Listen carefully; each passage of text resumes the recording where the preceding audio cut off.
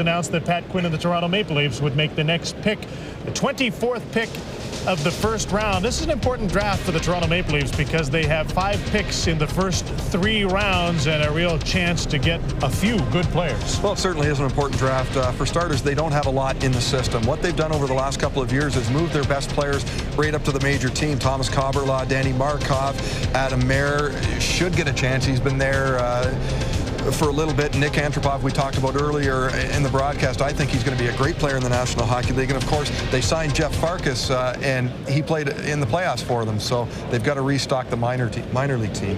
Pat Quinn is the GM, and the coach, Nick Beverly, is in charge of the draft. The Maple Leafs at number 24.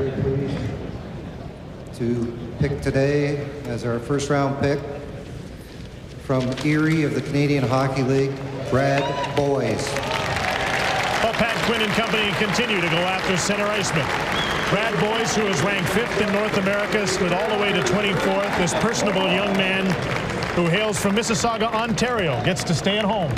Well, he's a shy guy. We talked with him a little bit yesterday. He's a bit shy, and you know he's going to have to step up in that department a little bit, playing in Toronto where you have all kinds of media hanging around the dressing room looking for the juicy quote. But he's certainly a quality player, has very good offensive skills, 82 points in 68 games last season. He led his team in scoring. He was named the best stick handler in the Ontario Hockey League's coaches poll. And he's a bright young man. He knows the game and he knows his studies. He was the Canadian Hockey League Scholastic Player of the Year from the Erie Otters. Brad Boyes is a Toronto Maple Leaf. Center ice. Quinn and company made the selection. Here's Pat with Craig.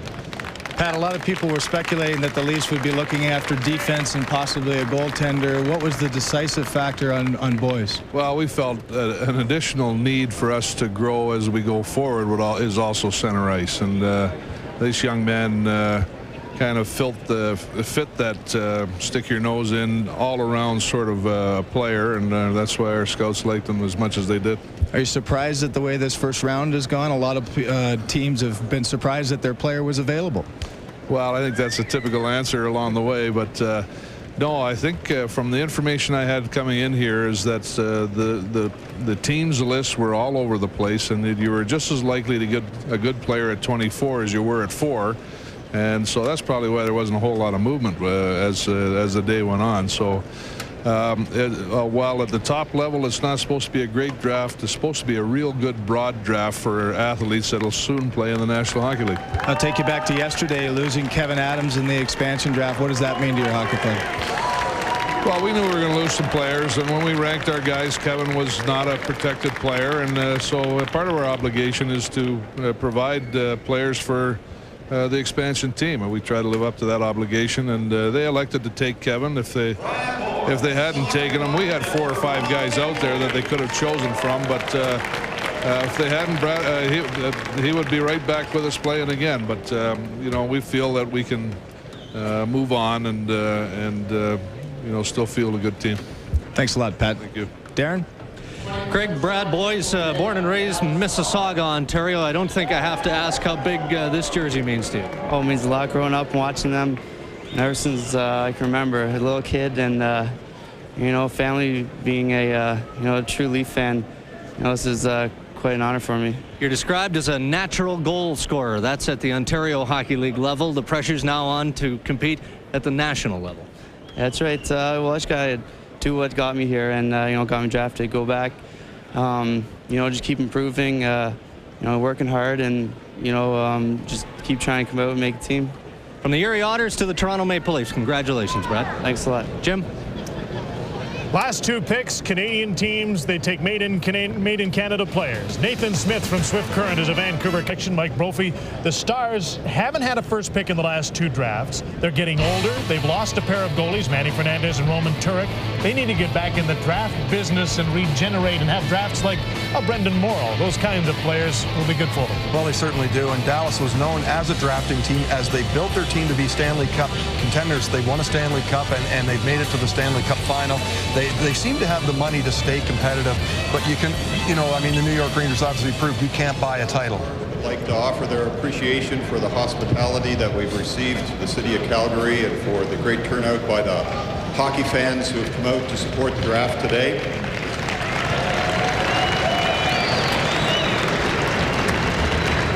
We'd like to offer our congratulations to the Calgary Flames and to our former Director of Player Personnel, Craig Button, on his appointment of General Manager of the Calgary Flames.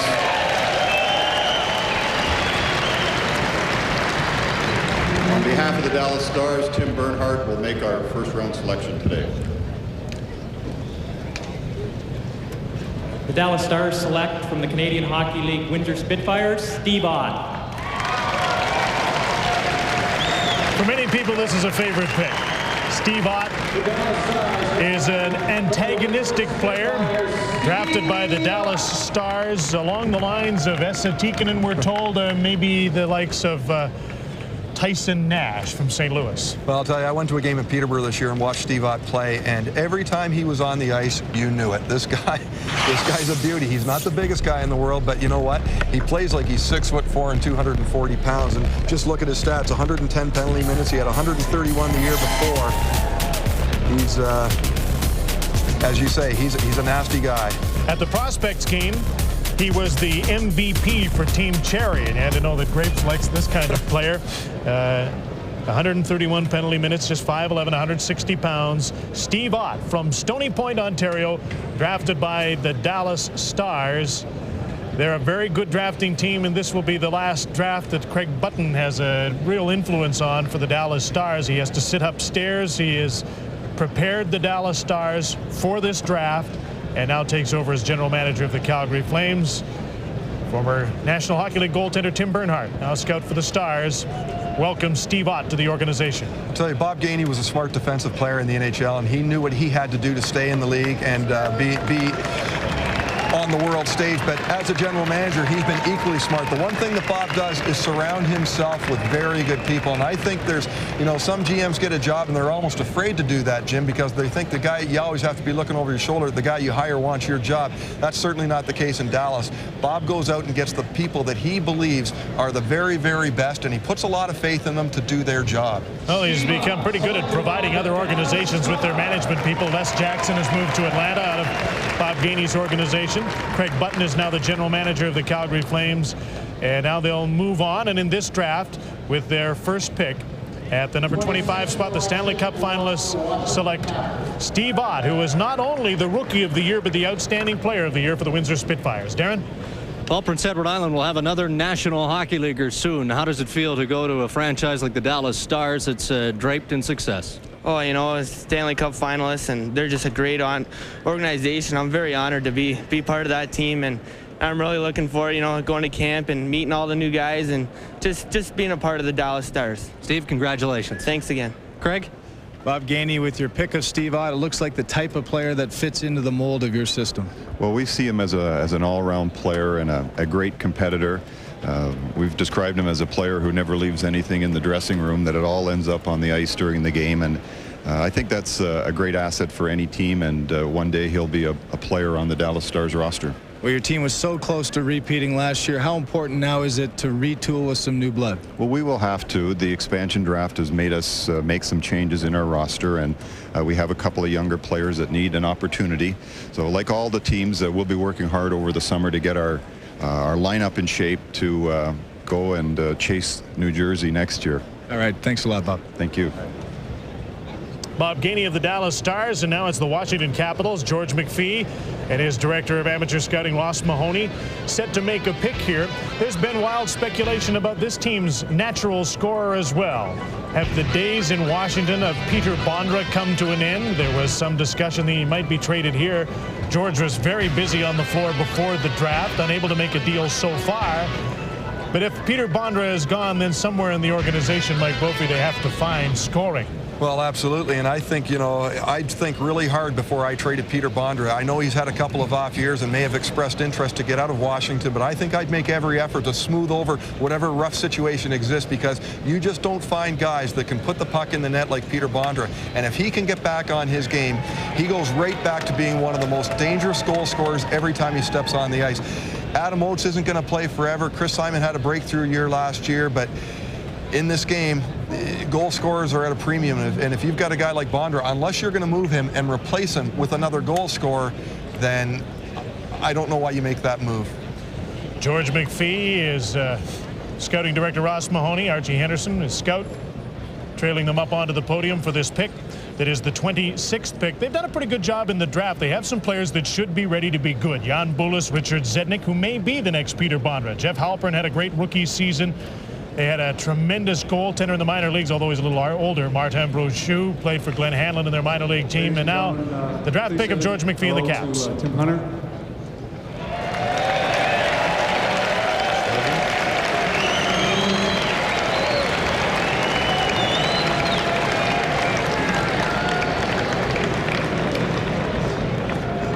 Washington Capitals are proud to select from the Canadian Hockey League Moose Jaw Warriors Brian Sotheby.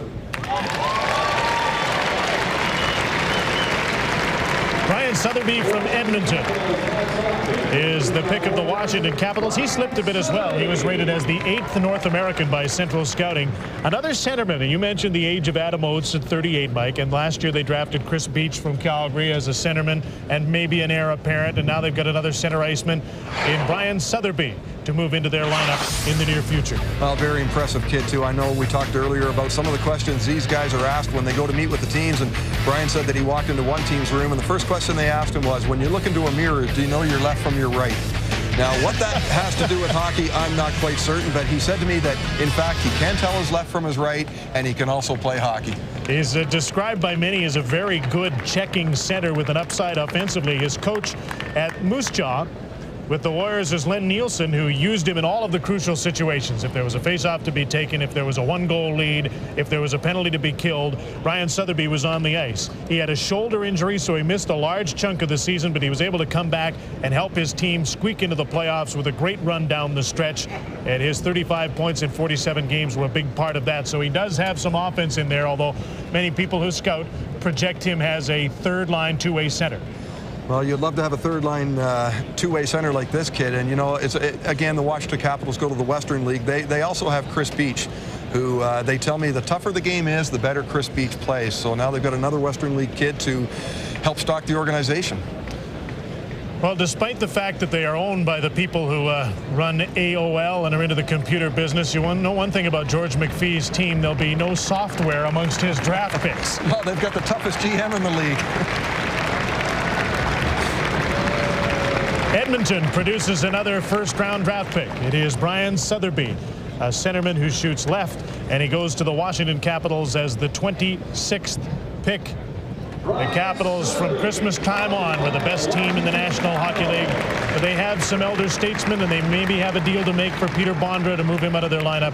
And so they use the draft as an area where they can regroup and bring in some new players, particularly the center ice position with the aforementioned Beach and now Brian Sotheby. Here's Darren. Jim, thanks very much. We're walking with George McPhee. And George, I spoke with Brian Sotheby yesterday, and he said he idolized Mark Messier growing up, and he likes to think that he sort of plays that style. Was that part of the reason you drafted him? Evidently he does. I've seen him play once, and our scouts really liked the way he played two ways and real competitive, very strong kid. Missed a lot of time this year with an injury. I was really pleased with the interview that we did with him. He was very, very impressive. Fair bit of speculation as well around Peter Bondra and whether or not he will return to the Washington Capitals or whether or not you'll move him. Can you enlighten us any? Well, he's asked for a trade, and so we're going to explore it and see what develops. And if the deal is there, we'll do it. If not, he'll be playing for us next year. Are you close? Not right now. No. All right. Thanks, George. Okay. Jim? George McPhee of the Washington Capitals. There's Steve Ott, an antagonistic new member of the Dallas Stars. And again in Canada, Brian Sotheby from the Moose Jaw Warriors is a Washington Capital. Boston has another pick. Initially a pick from New Jersey, swapped to Colorado, and then thanks to the deal that sent Raymond Bourque for his quest for the Stanley Cup west to Colorado, Harry Sinden got an option on this pick, the 27th pick, and the GM of the Boston Bruins has decided to use a second pick in this draft. I think that speaks very well of the depth of the draft. As we've talked about earlier, there's a lot of depth in this draft. The Boston Bruins select with its 27th pick from Modo, Sweden, forward Martin Samuelsson. This is the 9th-ranked European player Martin Samuelsson, and I think you just pointed it out, that there is so much depth in this draft. There may not have been a franchise player, but there is some depth, and this is a player who could have gone 10th or 11th, but he ends up going 27th. Martin Samuelsson from Modo is from Vasby, Sweden. He didn't make the national junior team. He is and may be the draft's best skater, according to scouts. Well, and he's another kid who moved up from the midterm rankings when he was 32nd among Europeans to the final ranking of number 9. So he obviously made quite an impression on the scouts in the second half of the season.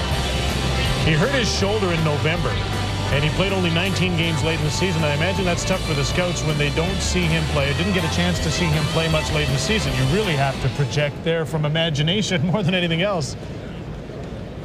Martin Samuelsson, a left winger, shoots left. There are a lot of wingers taken in this first round. And another European player, 6'2", 189 pounds.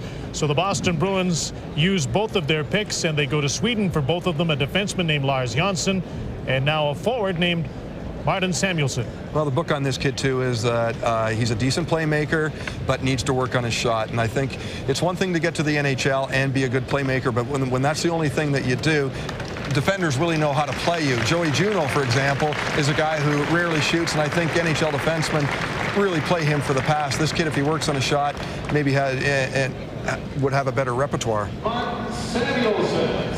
So the Bruins have a pair of Swedish picks, and Martin Samuelsson will always be listed as one of those players who was acquired for Raymond Bourque. And we'll revisit the deal years to come and wonder how Samuelsson is making out. The Bruins will have a decided European look with Samuel Paulson, the player they picked up in the Ray Bourque deal, coming from the Colorado Avalanche, and Lars Jansson, and now PJ Martin Axelsson. Samuelsson, PJ Axelsson.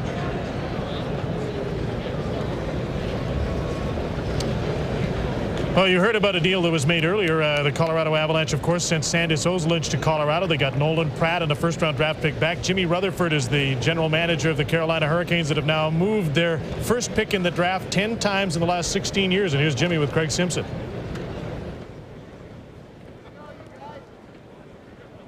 Give up the 14th pick, but you get not a bad player in return. How do you feel about your trade? Well, we feel great about it. He's a real impact player, and you know, anytime you can get a guy like Ozolinsh, he can break a game open for you. It's, you know, we've had Paul Coffey, who was good for us last year, and Sean Hill, a couple of offensive guys, but I really think Ozolinsh is going to change the look of our team. With the nature of this draft, does it make a difference also that you get the 37th pick and there still should be a good quality player there as well? Well, we think by picking at the top of the second round obviously gives us a better chance, and a couple of the guys that we were looking at we think has a chance to be there, so we're hoping. Thanks very much, Jim. All right, thanks, Craig. Cue the organ music.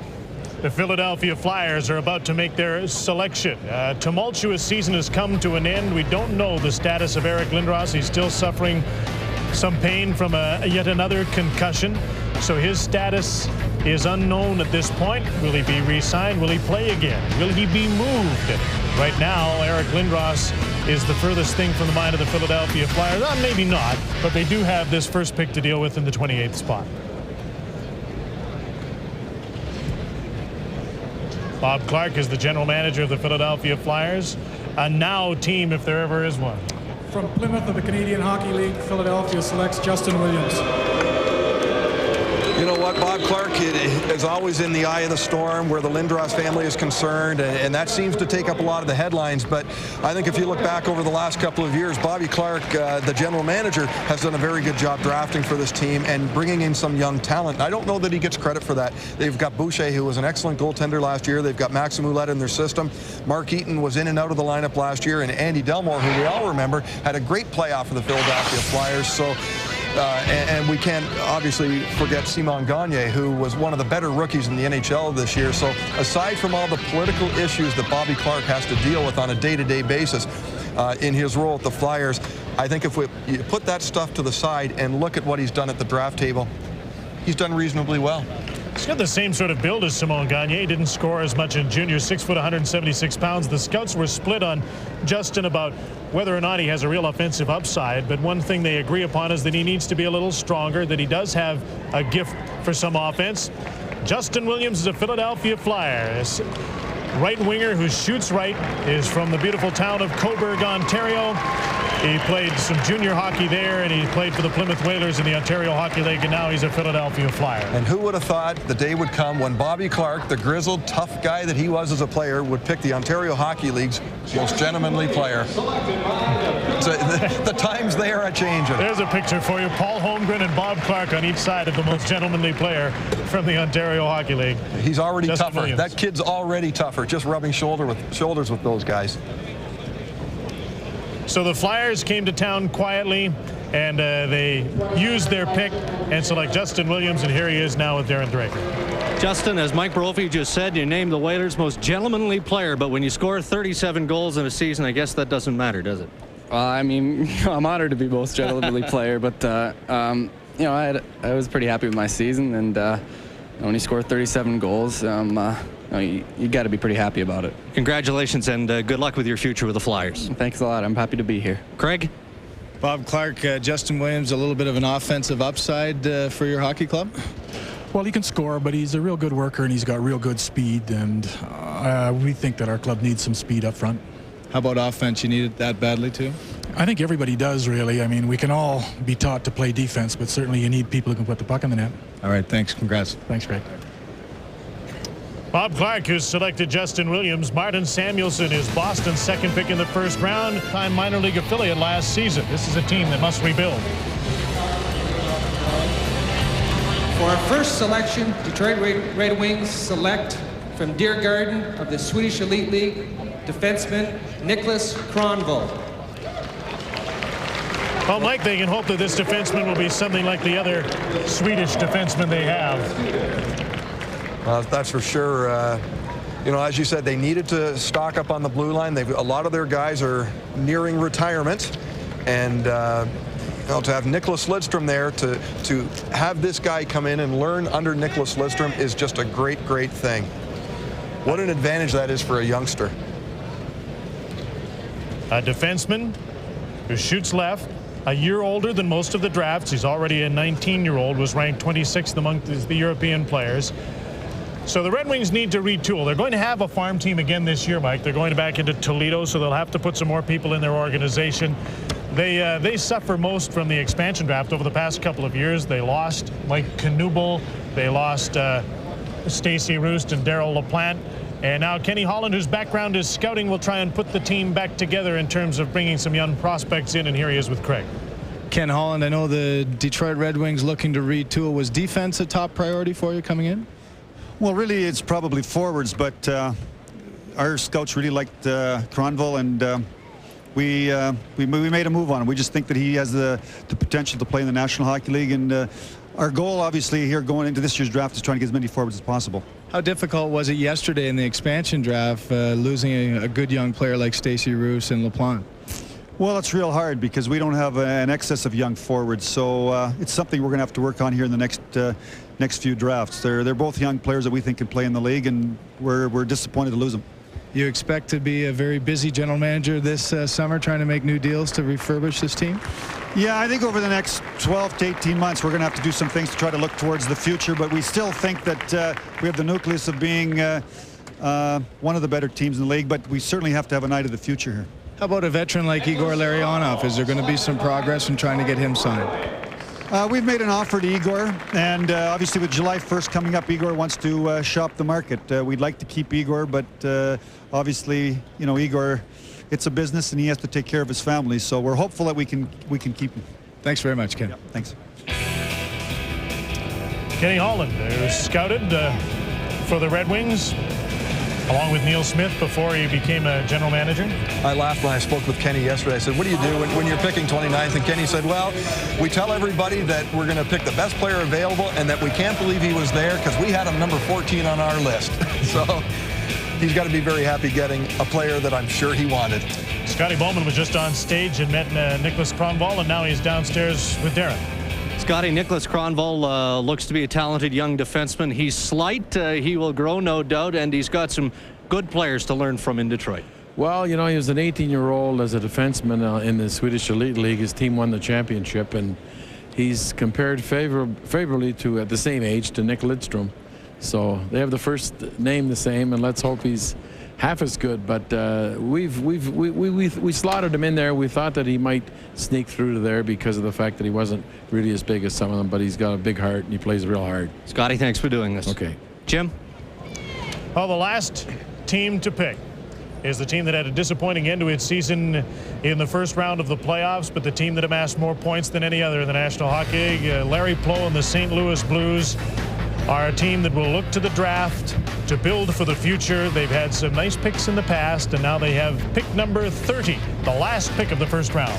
Well, this is another organization that's really looking to stock up on depth. The Blues have some very good frontline players. They obviously have the Hart Trophy winner and best defenseman in Chris Pronger, but you look at Al McGinnis, is 37 years old. There's got to be some question marks about Roman Turek now. He had a fantastic regular season, but he didn't have a great playoff, and no matter how well the Blues do next season, when the playoffs roll around, people are still going to be looking at Turek wondering, can he be the guy? Ted Hampson is the director of amateur scouting and running the draft for Larry Plow. Is in the middle of your picture for the 17th year. Many times he hasn't had a first pick to deal with because the Blues have either traded it or lost it for free agents in the past. They are tied for the fewest number of first picks amongst any team that's been in the league since expansion. So this is much like those years where they didn't have a first pick simply because they are number 30 and paying the price for having such a good season. Have had some good late picks, haven't they, Mike? I think about Michael Hanser's at 101 is a pretty darn good exactly, pick. And I think that's what, you talk about general managers whose background is in scouting. I think Larry Plow's background has been in every aspect of the game. He's been a player, he's coached, he's been a GM, he's been a scout, he's been a pro scout. So he's very well-rounded, and that's why to have a guy like that comes in very handy when you get into the later picks, because he's the type of guy who can go and watch youngsters play and identify him as, if not a star player, then at least a role-type player who will be able to step into the organization and be able to fill a role. Jackman and Beckman is the last two picks. Parrot Jackman, a defenseman, taken 17th last year, and with the 30th pick, the St. Louis Blues appear ready to make their selection, and the final selection of a first round that started explosively because the New York Islanders made a deal to get a second pick and picked 1 and 5, and they took Rick DiPietro, a goaltender, with the first pick. From here on, has pretty much gone the way most had predicted in terms of teams holding on to their picks and feeling that they could get a good player, whether they were 25th or 15th in the first round. On behalf of the St. Louis Blues Hockey Club, I'd like to thank the fans of Calgary, the Flames Hockey Club. I'd also like to say hello to the great fans of the St. Louis Blues and introduce Ted Hampson, our Director of Amateur Scouting, to announce our first selection. St. Louis Blues are proud to select from the University of Minnesota, Jeff Tafe. The only native Minnesotan rated in the first round, and we wondered if the Wild might find a way to get Jeff Tafe, but the St. Louis Blues make the selection of Tafe. That was John Ferguson Jr., Ted Hampson up on the podium that made the selection of Jeff Tafe, another center iceman. And again, that's what the St. Louis Blues are looking for. They're pretty solid on the blue line with McGinnis and Pronger, but they need some guys who can put the puck in the net. And, the one thing a lot of people aren't aware of is that one of their good young players, Tyson Nash, is going to be an unrestricted free agent. They may end up losing him, and he was a great agitator for them last year. But they've got to fill that void up front. They do have some pretty strong forwards in Dimitra, people like that, but it's nice to get a young guy like Tafe. Not the biggest guy in the world, 6'1.5", 180 pounds, but he's a pretty slick player. From Hastings, Minnesota. He was a freshman at the University of Minnesota. He had 90 points in his